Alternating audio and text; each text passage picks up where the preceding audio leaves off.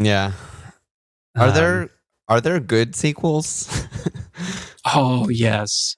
Yeah, I mean, this was actual question. Yeah, our Discord. Svenny Svenny delivered on this one.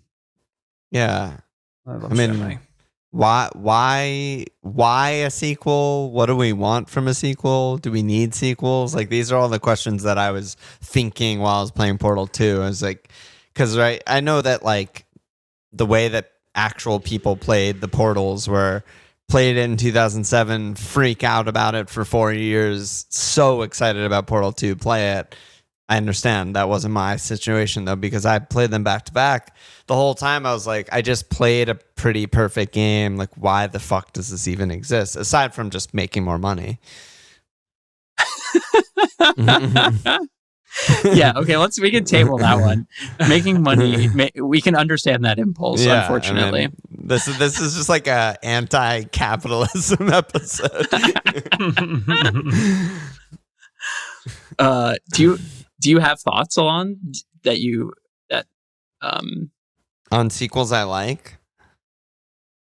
I don't really have any. I mean, Svenny, I think, worded it well, where he was like, is it something that's sort of in a, what did he say, in the same universe or same like series, where it's not a direct story sequel or not a direct even same character sequel, but in the same, you know, type of game or world or universe of game, like the Final Fantasies or the Zeldas. And like, I love those. So yeah, you know, those are great, but it's not like this at all, where it's literally just a continuation of the same story. I don't personally have experience with that except for maybe in movies, but I just don't, I mean, I just couldn't come up with a reason other than money that of like why I want this. Like one of my notes while I was playing Portal 2 is just, is this just DLC? Because that's what I felt like. This is just downloadable extra levels with a couple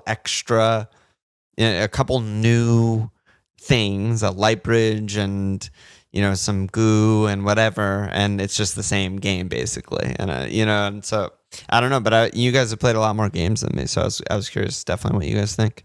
Yeah, well, I think I had a similar question while I was playing. Was really I actually didn't think it felt that much like DLC, but I did find myself wondering, why isn't this just DLC? Yes. Like, why aren't there just new levels with Goop that they just re-released for Portal 1? Or like basically like CSGO, right? Just a reskin, everything is the exact same. Yeah.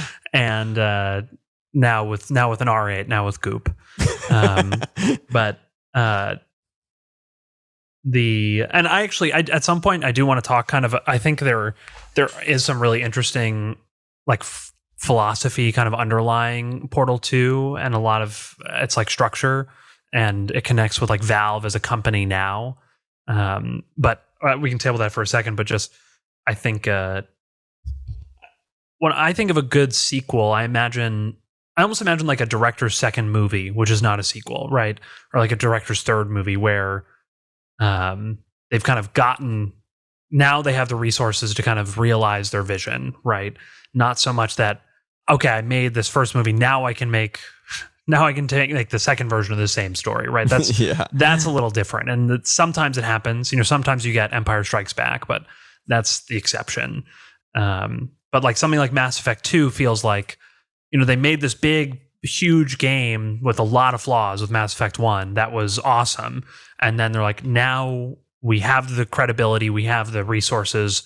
We're going to, you know, we have as much time as we want to make this. Like, we can make the perfect, they made what amounts to basically a perfect game. Wow. And that, again, that definitely has happened. And I think that list that Svenny said, right? Mass Effect 2 is on there. Fallout New Vegas. I mean, Fallout 3 is also, I'm sure many people say Fallout 4 is also an amazing sequel. Diablo 2, Sonic 2, which it's all, Sonic is just one giant game for me. I mean, cannot same differentiate. with the Marios for me, like, or at least the SNES and Nintendo to SNES Marios.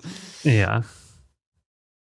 But yeah, I don't know, Teddy, what are you thinking? I think movies are, it's funny, like, I think that's like such a, I'm curious what you think about, like, what some movies are good sequels for you along, because I think that's like a perfect comparison. And Danny, I think what you're saying about games is actually interesting, because I always think like what the problem with so much like sequels and like indie bands that get famous, it's like actually like what helps or what seems to have helped is like constraints and struggle and limitations.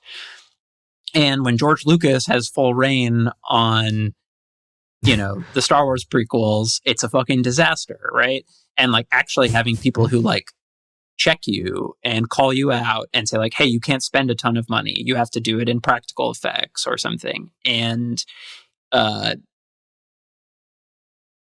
don't know. I think that's like how so much of the creative process works. And I'm not for everyone. Some people just like make whatever they want and are amazing artists. But often what the first thing is, that isn't the case.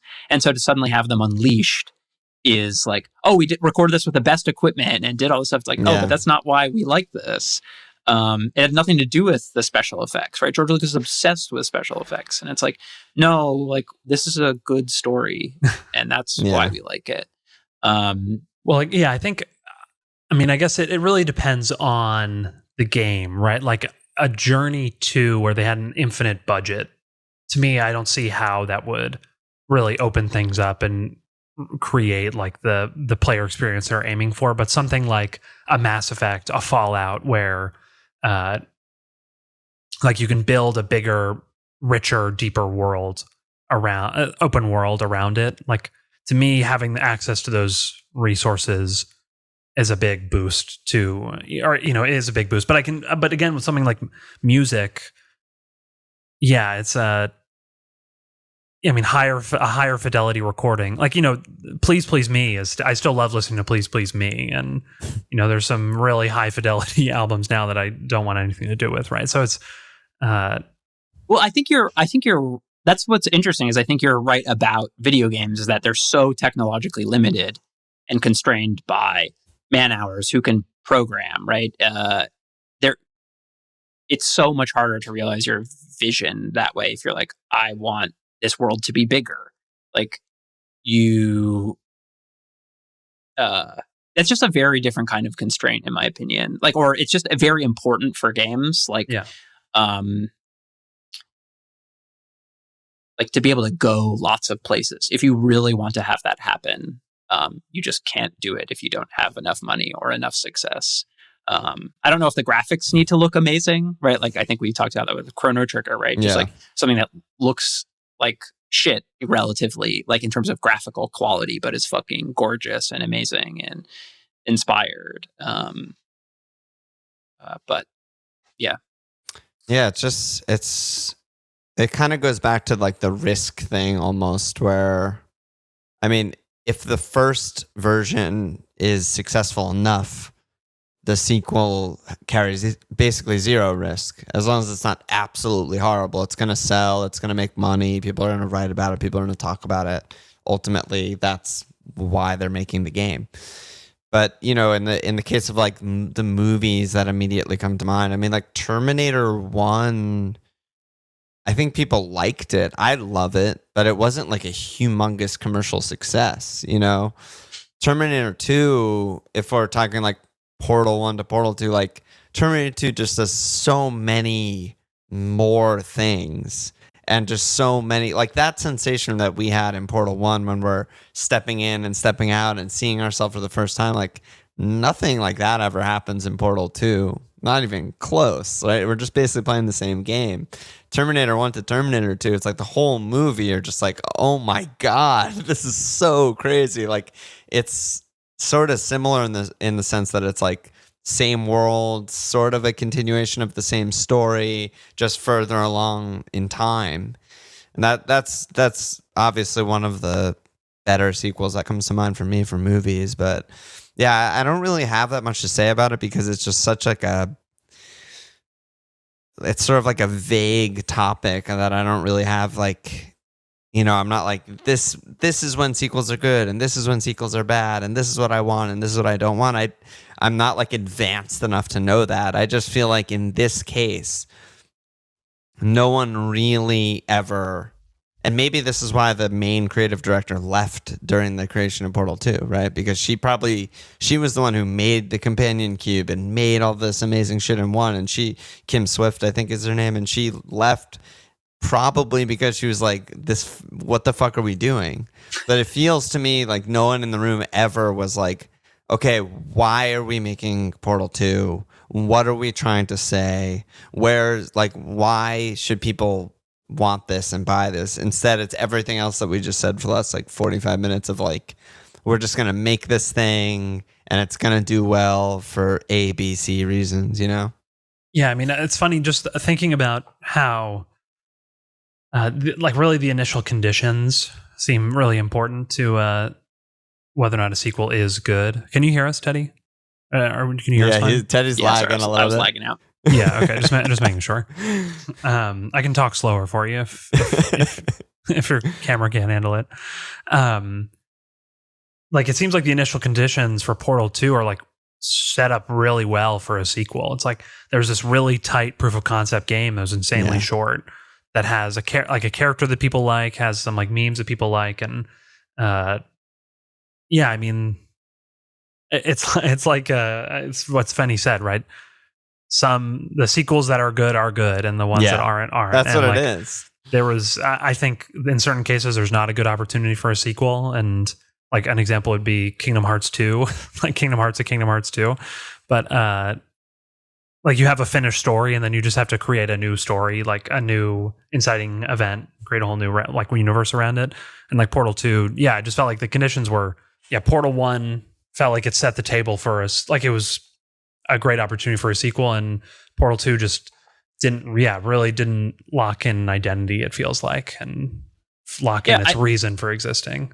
I think what you were saying, Alon, is true. You don't know what it takes to make a good sequel. I'm sure there are many different ways we can do that. One thing I don't love is retcon and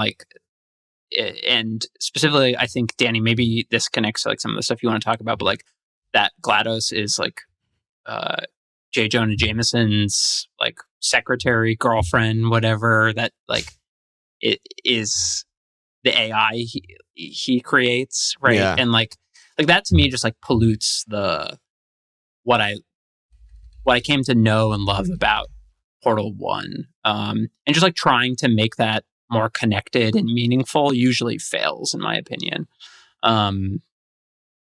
And it's why I think something more in the universe is usually much safer, because you don't have those issues. Right. And same with what Danny was saying about Star Wars sequels and stuff.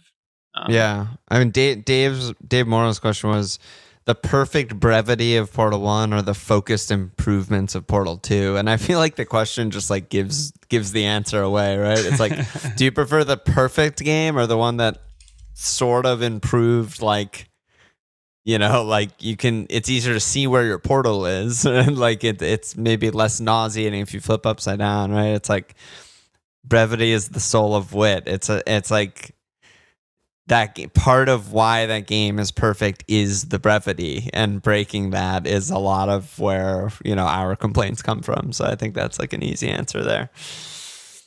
Yeah, the last thing I'll say about sequels is that at their I think it's always worth making a sequel because it can be the best. It can be the perfect, the encapsulation of what the designer wanted, or what the perfect expression of their creativity.